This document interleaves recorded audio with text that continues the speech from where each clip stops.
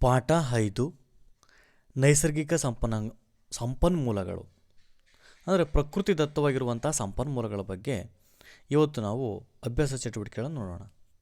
ನಾನಿಲ್ಲದೆ ನೀನು ಒಂದು ಕ್ಷಣವಿಲ್ಲ. ಗಿಡ ಮರ ಪ್ರಾಣಿಗಳಿಗೂ ನಾನು ಬೇಕು. ನಾನು ಯಾರ ಕಣ್ಣಿಗೂ ಕಾಣೋದಿಲ್ಲ. ನಾನು ಯಾರು? ಗಾಳಿ. ಭೂಮಿಯ ಬಹುಭಾಗ ನಾನೇ ಇರುವೆ. ನಿನ್ನ ಬಾಯಾರಿಕೆಗೆ ನಾನು ಬೇಕು. ಗಿಡ ಮರ ಪ್ರಾಣಿಗಳಿಗೂ ತಂಪು ಕೊಡುವೆ. ನಾನ್ಯಾರು? ನೀರು.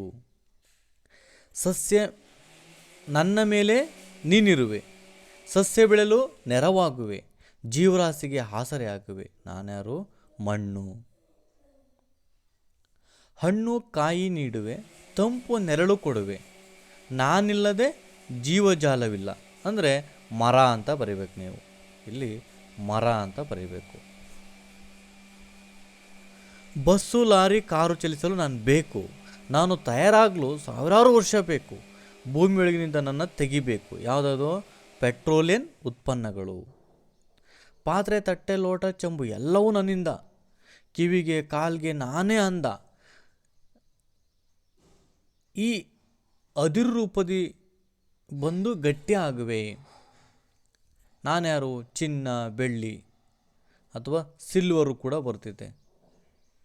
ಸಿಲ್ವರ್. ತಟ್ಟೆ ಲೋಟಗಳು ಸ್ಟಾರ್ಟ್ ಆಗೋದು ಸಿಲ್ವರ್ನಿಂದ. ಸಿಲ್ವರು, ಚಿನ್ನ, ಬೆಳ್ಳಿ.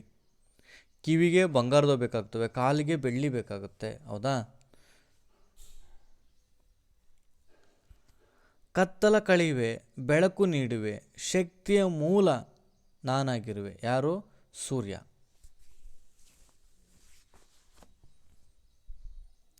ನೆಕ್ಸ್ಟ್ ಬಂದರೆ ಇಲ್ಲಿ ನವೀಕರಿಸಲಾಗದ ಸಂಪನ್ಮೂಲಗಳು ಅಂದರೆ ನಾವು ಅದನ್ನು ಮತ್ತೆ ಸಿದ್ಧತೆ ಮಾಡೋಕ್ಕಾಗಲ್ಲ. ಯಾವ್ಯಾವು? ಕಲ್ಲಿದ್ದಲು, ಕಬ್ಬಿಣ, ಪೆಟ್ರೋಲು, ಡೀಸೆಲ್ಲು, ಅಡಿಗೆ ಅನಿಲ, ಚಿನ್ನ, ಇವೆಲ್ಲವೂ ಕೂಡ ಮುಗಿದು ಹೋಗುವ ಸಂಪನ್ಮೂಲಗಳು, ಅಂದರೆ ನವೀಕರಿಸಲಾಗದ ಸಂಪನ್ಮೂಲಗಳು. ಇವುಗಳನ್ನ ಪುನಃ ನೀರು, ಆಕ್ಸಿಜನ್ನು, ಕಾಡು, ವನ್ಯಜೀವಿಗಳನ್ನು ಸಂರಕ್ಷಣೆ ಮಾಡುವ ಮೂಲಕ ನಾವು ಮತ್ತೆ ಅವುಗಳನ್ನು ಪುನಃ ನವೀಕರಿಸ್ಬೋದು. ಮತ್ತು ಸೌರಶಕ್ತಿ. ಇವು ನವೀಕರಿಸಬಹುದಾದ ಶಕ್ತಿಗಳು. ಮತ್ತು ಪುನಃ ನಾವು ಅದನ್ನು ರೀಸೈಕಲ್ ಮಾಡ್ಬೋದು. ನೆಕ್ಸ್ಟ್ ಬಂದರೆ ಸೂರ್ಯನ ಶಕ್ತಿಯನ್ನು ಬಳಸಿಕೊಂಡು ಮಾಡಬಹುದಾದಂಥ ಕೆಲಸಗಳು. ನೀರನ್ನು ಕಾಯಿಸ್ಕೊಳ್ಬೋದು, ನೀರನ್ನು ಪಂಪ್ ಮಾಡಲು, ಬ್ಯಾಟ್ರಿ ಚಾರ್ಜ್ ಮಾಡಲು, ಸೌರ ವಲಯದಿಂದ ಅಡುಗೆ ಮಾಡಲು, ಸೌರ ವಿದ್ಯುತ್ ಉತ್ಪಾದನೆ ಮಾಡ್ಬೋದು, ಬಟ್ಟೆಯನ್ನು ಇಸ್ತ್ರಿ ಮಾಡ್ಬೋದು, ಬಲ್ಬ್ ಹೊತ್ತಿಸುವುದು, ಹೊಲದಲ್ಲಿ ಬೋರ್ನಿಂದ ನೀರನ್ನು ಪಂಪ್ ಮಾಡ್ಬೋದು. ಇಷ್ಟು ಕೆಲಸವನ್ನು ನಾವು ಮಾಡ್ಬೋದು. ಈಗ ನೀನು 2 ಕುಂಡವನ್ನು ತಗೊಂತೀಯ. ಒಂದು ಕುಂಡದಲ್ಲಿ ಹುರುಳಿ ಬೀಜವನ್ನು ಹಾಕ್ತೀಯ. ಅದನ್ನು ಬಿಸಿಲು ಬೀಳುವಂಥ ಜಾಗಕ್ಕೆ ಇಡ್ತೀಯ. ಇನ್ನೊಂದು ಕುಂಡವನ್ನು ಬಿಸಿಲು ಬೀಳದಿರುವಂಥ ಕತ್ತಲಲ್ಲಿ ಕುಂಡವನ್ನು ಇಡ್ತೀಯ. 15 ದಿನ ಅದಕ್ಕೆ ನೀರನ್ನು ಹಾಕ್ತಾ ಬರ್ತೀಯ. ಆಗ ಇದರಲ್ಲಿ ಏನಾಗಿದೆ ಅಂತ ನೀನು ಗಮನಿಸಬೇಕು ಮತ್ತು ಅದನ್ನು ಬರೀಬೇಕು. ಬಿಸಿಲಿನಲ್ಲಿ ಇಟ್ಟಂತಹ ಕುಂಡದಲ್ಲಿದ್ದಂಥ ಹುರುಳಿ ಸಸ್ಯ ಚೆನ್ನಾಗಿ ಬೆಳೆದಿತ್ತು. ಕತ್ತಲಿರುವ ಹುರುಳಿ ಬೀಜ ಸಸ್ಯ ಕುಂಠಿತ ಬೆಳವಣಿಗೆಯನ್ನು ಹೊಂದಿತ್ತು. ಇದು ನಮಗೇನು ತಿಳಿಯುತ್ತೆ? ಸಸ್ಯ ಬೆಳೆಯಲು ಸೂರ್ಯನ ಶಕ್ತಿ ಬೇಕು ಎಂದು ತಿಳಿಯುತ್ತದೆ. ಹೌದ್ರಾ? ನೆಕ್ಸ್ಟ್ ಬಂದರೆ ಮಣ್ಣನ್ನು ಯಾವ ಕೆಲಸಗಳಿಗೆ ಬಳಸ್ತಾರೆ? ಮನೆಯನ್ನು ಕಟ್ಟಕ್ಕೆ ಬಳಸ್ಕೊತೀವಿ. ಸಸ್ಯಗಳು ಬೆಳೆಯಲು ಮತ್ತು ಬೆಳೆಸಲು ಮಣ್ಣು ಬೇಕು. ಇಟ್ಟಿಗೆಯನ್ನು ತಯಾರಿಸಲು ಮಣ್ಣು ಬೇಕು. ಹೆಂಚುಗಳನ್ನು, ಮಡಿಕೆಗಳನ್ನು ಮಾಡೋಕ್ಕೆ ಮಣ್ಣು ಬೇಕು. ಇನ್ನು ಸಾಕಷ್ಟು ಕೆಲಸಕ್ಕೆ ಇದು ಉಪಯೋಗ ಇದೆ. ನೆಕ್ಸ್ಟ್ ಬಂದರೆ ಈ ಒಂದು ಗದ್ದೆಗಳನ್ನು ನೋಡಿದ್ದೀರ. ಯಾಕೆ?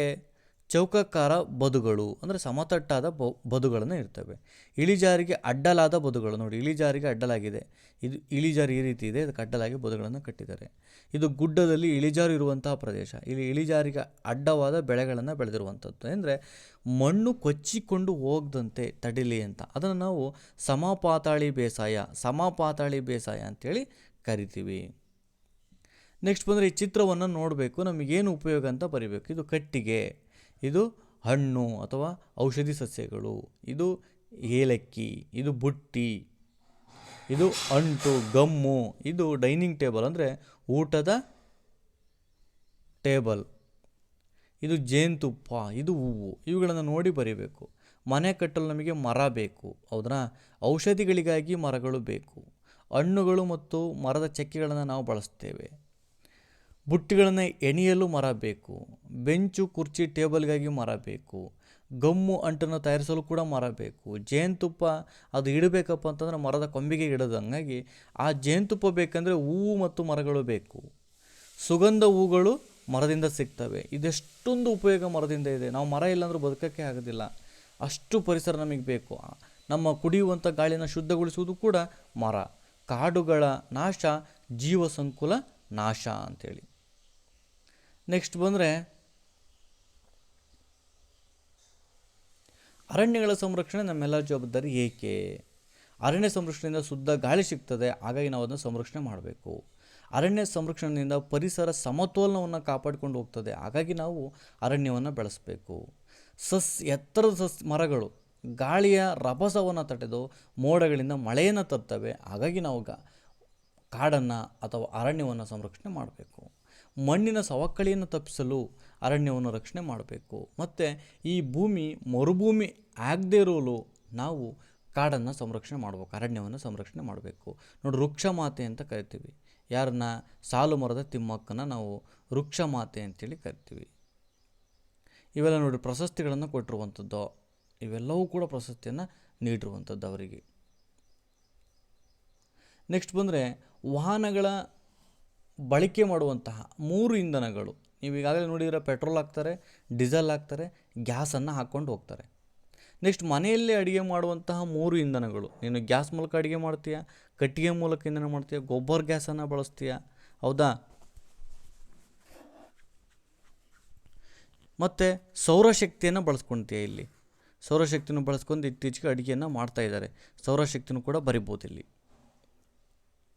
ಇಲ್ಲಿ ಪೆಟ್ರೋಲಿಯಂ, ಅದರ ಉತ್ಪನ್ನಗಳು, ನೈಸರ್ಗಿಕ ಅನಿಲ ಅಂದರೆ ಅದೇ ಗ್ಯಾಸ್ ಅಂತ ನಾವು ಕರಿತೀವಿ. ನೆಕ್ಸ್ಟ್ ಬಂದರೆ ಇದು LPG, ಲಿಕ್ವಿಡ್ ಪೆಟ್ರೋಲಿಯಂ ಗ್ಯಾಸ್ ಅಂದರೆ ನೈಸರ್ಗಿಕ ಅನಿಲ ಅಂತ ಏನು ಕರಿತೀವಿ ಅದನ್ನು ನಾವು ಬಳಸಿರುವಂಥದ್ದು. ಘನ ಇಂಧನ ಯಾವುದು? ಕಲ್ಲಿದ್ದಲು. ದ್ರವ ಇಂಧನ ಪೆಟ್ರೋಲ್. ಅನಿಲ ಇಂಧನ LPG, ನೈಸರ್ಗಿಕ ಅನಿಲ.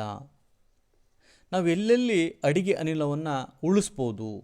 ಅಡಿಗೆ ಆದ ತಕ್ಷಣ ಗ್ಯಾಸನ್ನು ನಿಲ್ಲಿಸುವುದು, ಸೋರಿಕೆ ಆಗದಂತೆ ಮುನ್ನೆಚ್ಚರಿಕೆಯನ್ನು ವಹಿಸೋದ್ರ ಮೂಲಕ ನಾವು ನಿಲ್ಲಿಸ್ಬೋದು.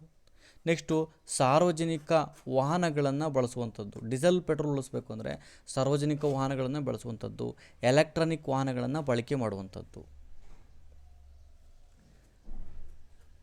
ನೆಕ್ಸ್ಟ್ ಬಂದರೆ ಈ ಒಂದು ಚಿತ್ರದಲ್ಲಿರುವಂತಹ ಇದನ್ನು ನೋಡಿ, ಮನೆ ಕಟ್ಟಲು ಮಣ್ಣು ಬಳಕೆ ಇಟ್ಟಿಗೆ ರೂಪದಲ್ಲಿ ಬಳಸ್ತೀವಿ, ಹೌದಾ? ಕಬ್ಬಿಣದಿಂದ ಗೇಟ್ಗಳನ್ನು ನಿರ್ಮಿಸುವುದು. ಬೆಳ್ಳಿ, ತಾಮ್ರ ಮತ್ತು ಸಿಲ್ವರ್ನಿಂದ ಪಾತ್ರೆಗಳು. ಕಂಚಿನಿಂದ ಪಾತ್ರೆಗಳು ಮತ್ತು ವಾಟರ್ ಬಾಟ್ಲಿ ತಯಾರಿಕೆ ಕಂಚಿನಿಂದ. ಕಬ್ಬಿಣ ಮತ್ತು ಸಿಲ್ವರ್ನಿಂದ ಹಿಟ್ಟಿನ ಗಿರಣಿ ತಯಾರಿಕೆ. ಚಿನ್ನ, ತಾಮ್ರ ಮತ್ತು ಬೆಳ್ಳಿ ಮಿಶ್ರಣದಿಂದ ಬಂಗಾರದ ಕಿವಿ ಓಲೆಗಳನ್ನು ಮಾಡಿಸಲು ಆಭರಣಗಳ ತಯಾರಿಕೆಯಲ್ಲಿ ಬಳಸ್ತೇವೆ. ಚಿನ್ನವನ್ನು ಇಲ್ಲಿ ಬಳಸ್ತೀವಿ, ಆಭರಣದ ತಯಾರಿಕೆಯಲ್ಲಿ ಬಳಸ್ತೇವೆ. ನೆಕ್ಸ್ಟ್ ಬಂದರೆ ಮಣ್ಣಿನ ಉಪಯೋಗ ಏನು? ಬೆಳೆಗಳನ್ನು ಬೆಳೆಯಲು ಮತ್ತು ಸಸ್ಯಗಳು ಮರಗಳಾಗಿ ಬೆಳೆಯಲು ಮಣ್ಣು ಬೇಕು. ಕಾಡು ಮಳೆ ಮತ್ತು ಪರಿಸರ ಸಂರಕ್ಷಣೆಗೆ ಬೇಕು. ಪೀಠೋಪಕರಣಗಳ ತಯಾರಿಕೆಗೆ ಬೇಕು. ಸೌರಶಕ್ತಿ ನಾವು ಬದುಕಲು ಮತ್ತು ಸಕಲ ಜೀವರಾಶಿಗೆ ಸೂರ್ಯನ ಶಕ್ತಿ ಬೇಕೇ ಬೇಕು. ಪ್ರಾಣಿ ಪರಿಸರದಲ್ಲಿ ಸಮತೋಲನವನ್ನು ಕಾಪಾಡಲು ಪ್ರಾಣಿಗಳು ನಮಗೆ ಬೇಕು. ಪಳವಳಿಕೆ ಇಂಧನಗಳು ವಾಹನಗಳು ಚಲಿಸಲು, ಅಡುಗೆ ತಯಾರಿಸಲು ಬೇಕು. ಖನಿಜಗಳಲ್ಲಿ ಸಾಕಷ್ಟು ಬೆಳ್ಳಿ, ಬಂಗಾರ ಎಲ್ಲ ಭಾಳಷ್ಟಿದ್ದಾವೆ, ಕಬ್ಬಿಣ ಎಲ್ಲ ಖನಿಜಗಳೇ. ಆ ಆಭರಣ ತಯಾರಿಸಲು, ಮನೆ ಕಟ್ಟಲು ಬೇಕು. ನೆಕ್ಸ್ಟು ನೈಸರ್ಗಿಕವಾಗಿ ಬಂದಿರುವಂಥ ವಸ್ತುಗಳಿಗೆ ನಾವು ಮನೆ ಕಟ್ಟಲು ಬೇಕಾದಂಥ ವಸ್ತುಗಳನ್ನು ಪಟ್ಟಿ ಮಾಡಬೇಕು. ಮಣ್ಣು, ನೀರು, ಕಬ್ಬಿಣ, ಸಿಮೆಂಟ್, ಇಟ್ಟಿಗೆ, ಗ್ರಾನೈಟ್ ಕಲ್ಲು, ಹೆಂಚು, ಪೀಠೋಪಕರಣಗಳು. ಇವುಗಳನ್ನು ಪಟ್ಟಿ ಆದಮೇಲೆ ಇವು ನೈಸರ್ಗಿಕವಾಗಿ ಸಿಗುವಂಥವು ಯಾವುವು? ಮಣ್ಣು ಕೂಡ ನೈಸರ್ಗಿಕವಾಗಿ ಸಿಗುತ್ತೆ, ನೀರು, ಕಬ್ಬಿಣ, ಇವು ಸಿಮೆಂಟ್ ನಾವು ಕೆಮಿಕಲ್ ಹಾಕಿ ಮತ್ತೆ ಅದನ್ನು ಮಿಶ್ರಣ ಮಾಡಿ ಮಾಡಬೇಕು. ಇಟ್ಟಿಗೆ ಮಣ್ಣಿನಿಂದ ಮಾಡುವಂಥದ್ದು. ಗ್ರಾನೈಟ್ ಕಲ್ಲು ಕೂಡ ಅದನ್ನು ತಂದು ಕಟ್ ಮಾಡುವಂಥದ್ದು. ಹೆಂಚು ಅದನ್ನು ಸಮತಟ್ಟಾಗಿ ಮಾಡಿ ಅದನ್ನು ಬೆಂಕಿಯ ಮೂಲಕ ಅದನ್ನು ಹೆಂಚಾಗಿ ಮಾಡುವಂಥದ್ದು. ಮರದ ಪೀಠೋಪಕರಣಗಳು ನೇರವಾಗಿ ನಮಗೆ ಸಿಗುವಂಥದ್ದು. ಇಷ್ಟು ನಾವು ಮನೆ ಕಟ್ಟಲು ಬಳಸುವಂಥದ್ದು. ಇನ್ನೂ ಸಾಕಷ್ಟು ವಸ್ತುಗಳನ್ನ ಬಳಸ್ತೀವಿ, ನೀವಲ್ಲಿ ಬರೀಬೋದು. ಇಷ್ಟು ನಿಮ್ಮ thank you for watching video.